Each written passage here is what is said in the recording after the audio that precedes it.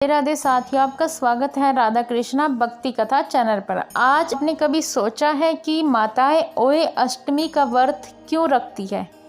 क्या यह केवल एक परंपरा है या इसके पीछे कोई गहरा आध्यात्मिक रहस्य छुपा है?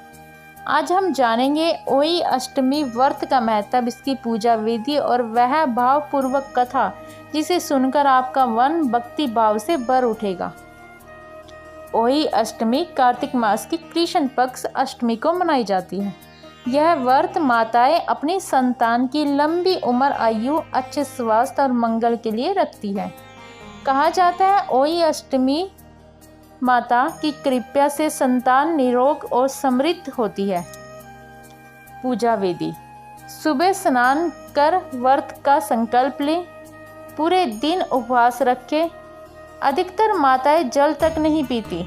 शाम को दीवार पे ओही माता की प्रतिमा बनाए या चांदी की ओही माता रखें। 7 सितारों और शाही माता का चित्र बनाकर विशेष माना जाता है। दीपक जलाए, कथा सुने, चंद्रमा को अर्घ्य देकर व्रत पूरा करें।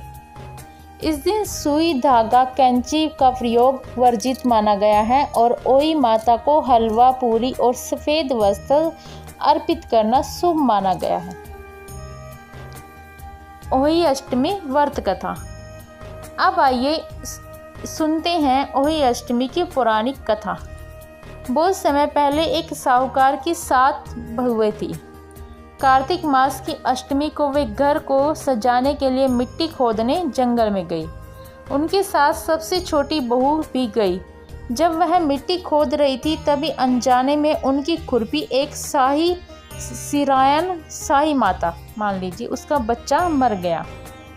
यह देखकर बहू का हृदय कांप उठा। उसने रोकर कहा, हे माँ, मैंने अज्ञानवश यह पाप कर दिया, मुझे क्षमा कर दो। लेकिन उस अनजाने पाप के कारण उसके संतान सुख नहीं रहा। उसके बच्चे को जन्म लेते ही काल के ग्रास बन जाते हैं। बहू दुखी होकर संत महात्माओं के पास गई। महात्माओं ने कहा, तू कार्तिक मास की कृष्ण पक्ष पर अष्टमी ओई माता का व्रत कर। ओई माता की पूजा तथा कथा श्रवण करने से तेरे संतानों की रक्षा होगी। तब से उसने श्रद्धा से, निष्ठान से यह व्रत शुरू किया। ओई माता की कृपा से उसके बच्चे दीर्घायु हुए, घर में सुख शांति आई।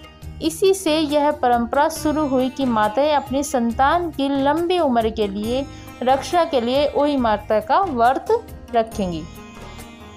आज की पीढ़ी के लिए एक संदेश।